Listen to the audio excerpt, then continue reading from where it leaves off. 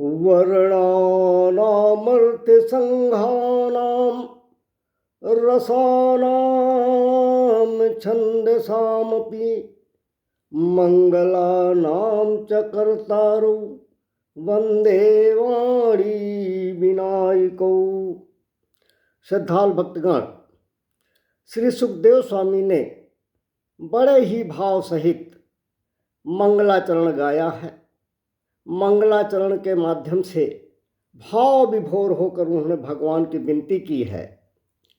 परीक्षित जी आप सुखदेव स्वामी से पूछते हैं कि हे स्वामी, ये बताइए कि भगवान इस संसार की रचना कैसे करते हैं।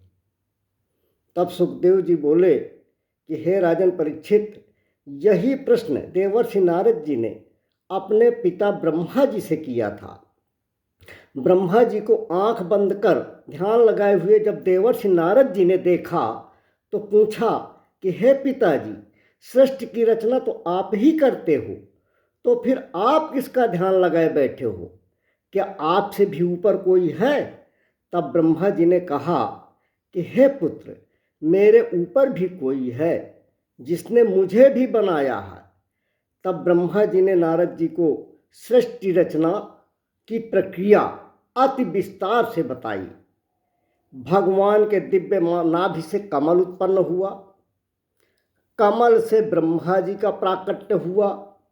प्रकट होते ही ब्रह्मा जी चारों दिशाओं की ओर देखा तो उनके चार मुख हो गए। ब्रह्मा जी ने चारों ओर दूर दूर तक नजर दौड़ाई, किंतु जल व वायु के अतिरिक्त कुछ भी नहीं दिखाई दिया। तो ब्रह्मा जी सोचने लगे कि मैं कौन हूँ? यदि मैं हूँ तो मुझे उत्पन्न करने वाला भी कोई होगा, पर दिखाई नहीं दे रहा है कोई। जब हवा और पानी के अलावा कुछ दिख ही नहीं रहा तो मुझे किसने उत्पन्न किया? पुनः विचार किया कि जिस कमल पर बैठे हैं यह अंदर खोखला है, अंदर जाने पर कोई न कोई आधार मिलेगा। तब ब्रह्मा जी कमल लाल के अंदर घुस गए और अंदर घुसकर उन्होंने खूब तलाश किया, परंतु उन्हें कोई आधार नहीं मिला। तो ब्रह्मा जी पुनः वापस आकर कमल के ऊपर बैठ गए, विचार करने लगे को हम, मैं कौन हूँ? तो दो शब्द ब्रह्मा जी के कान में सुनाई पड़े, स्पर्शेषु यत षोडश मेक विंशम, अर्थात स्पर्श वर्णों में जो 16वां अक्षर ता है और 21वां अक्षर पा है, अर्थात तप शब्द सुनाई पड़ा। इसका अर्थ ये था कि हे ब्रह्मा जी तप करो। तब ब्रह्मा जी घोर तपस्या में लीन हुए। अनेकानेक कालखंड की तपस्या के कारण प्रभु ने ब्रह्मा जी के हृदय में अपनी वाणी को प्रकट किया। वह ब्रह्मा जी को भगवान ने दिव्य दर्शन दिए। भगवान की इसी दिव्य वाणी को जो भगवान ने ब्रह्मा जी को सुनाई थी, इसको चतुश्लोकी भागवत कहते हैं। याद रहे, बीज सदैव छोटा ही होता है, उसी छोटे बीज से विशाल वृक्ष पैदा होता है। वैसे ही 4 श्लोक ही भागवत के मूल बीज हैं। इन्हीं से 18,000 श्लोकों में श्रीमद् भागवत महापुराण की विस्तार पूर्वक रचना भगवान वेदव्यास ने की है। भगवान ब्रह्मा जी से कहते हैं, मैं अपने स्वरूप का ज्ञान कराता हूँ। ब्रह्मा जी सुनिए, अहमेवास्मेवाग्रे नान्यद यत् सदसत्परं पश्चादहं यदेतच्च यो वशिष्येत सोऽस्म्यहम् ऋतेर्थं यत् प्रतीयेत न प्रतीयेत चात्मनि तद्विद्यादात्मनो मायां यथा सो यथा तमः यथा महान्ति भूतानि भूतेषु चावचेष्वनु प्रविष्टान् प्रविष्टानि तथा तेषु न तेष्वहम् एतावदेव जिज्ञास्यं तत्त्वजिज्ञासुनात्मनः अन्वय व्यतिरेकाभ्यां यत् स्यात् सर्वत्र सर्वदा। इन चतुश्लोकी भागवत के प्रथम श्लोक में भगवान ने तत्व का ज्ञान कराया है। दूसरे श्लोक में भगवान ने माया का बोध कराया। तीसरे श्लोक में संसार का स्वरूप समझाया और चौथे श्लोक में जिज्ञासु का स्वरूप बताया है। जिज्ञासु का स्वरूप क्या है? अर्थात जो जानने की इच्छा रखता हो वह जिज्ञासु होता है। और जानने का विषय क्या है? अर्थात क्या जानने की इच्छा रखनी चाहिए? जो तत्व है वह क्या है, माया क्या है, जगत क्या है, इनको जानिए तब ईश्वर, जीव और जगत का बोध होगा। सम्यक बोध से परम कल्याण का मार्ग मिलेगा। भगवान कहते हैं अहमेवास मेवाग्रे, अर्थात ब्रह्मा जी जब इस संसार में कुछ नहीं था तब एकमात्र हम थे। सृष्टि के आदि में मैं था, मेरे अतिरिक्त अन्य कोई नहीं था। सृष्टि के अंत होने पर भी हम ही एकमात्र रहते हैं, अन्य कोई नहीं रह जाता। ब्रह्मा जी ने पूछा कि प्रभु, जब आपके अतिरिक्त कोई नहीं था तो आपने इस सृष्टि की रचना कैसे की? आपके अतिरिक्त कोई पदार्थ अर्थात मटेरियल निश्चित रहा होगा जिससे आपने इस संसार को बनाया है। जलवायु कुछ तो रहा होगा। भगवान बोले नान्यम, कुछ अन्य नहीं था। न सत था, न असत था, न स्थूल था, न सूक्ष्म था और न ही कारण या कार्य था। सृष्टि के आदि में केवल हम ही थे, मेरे अतिरिक्त कुछ नहीं था। जो कुछ बने हम ही बने और जो कुछ बनाया हमने ही बनाया। हम ही बनाते हैं, हम ही चलाते हैं, वह हम ही संहार करते हैं। कहा गया है कि रचा है सृष्टि को जिस प्रभु ने, वही ये सृष्टि चला रहे हैं। रचा है सृष्टि को जिस प्रभु ने, वही ये सृष्टि चला रहे हैं।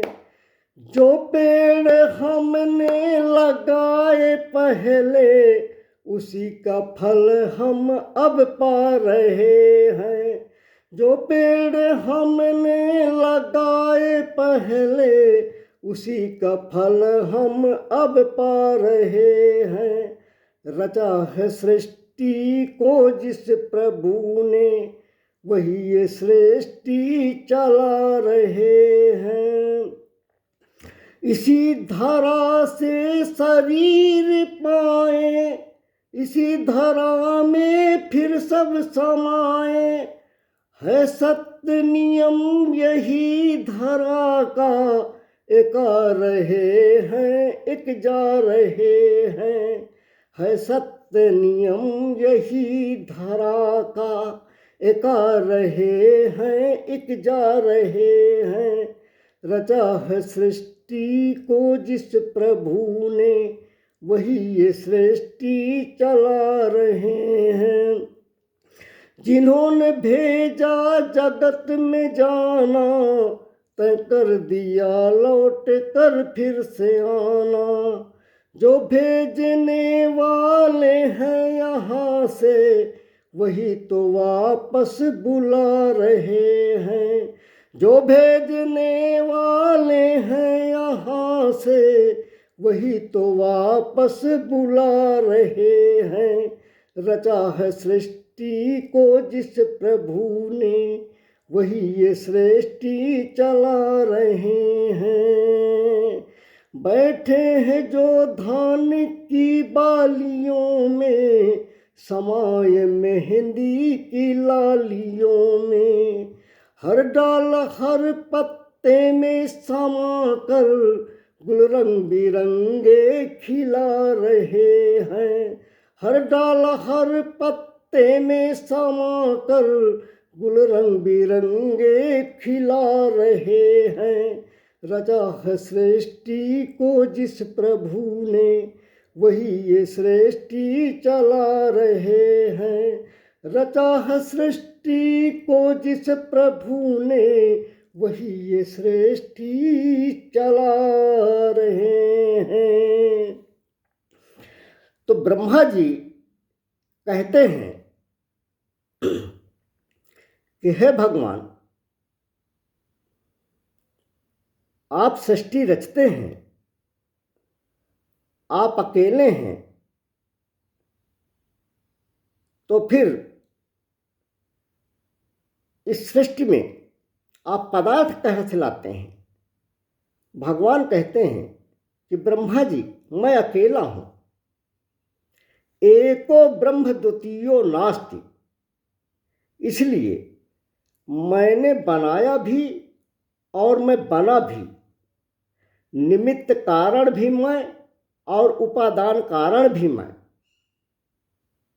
जैसे घड़ा, सुराही, जब मिट्टी का कोई भी पात्र मिट्टी से बनता है तो इन मिट्टी के बर्तनों का मूलभूत आधार या कारण है मिट्टी।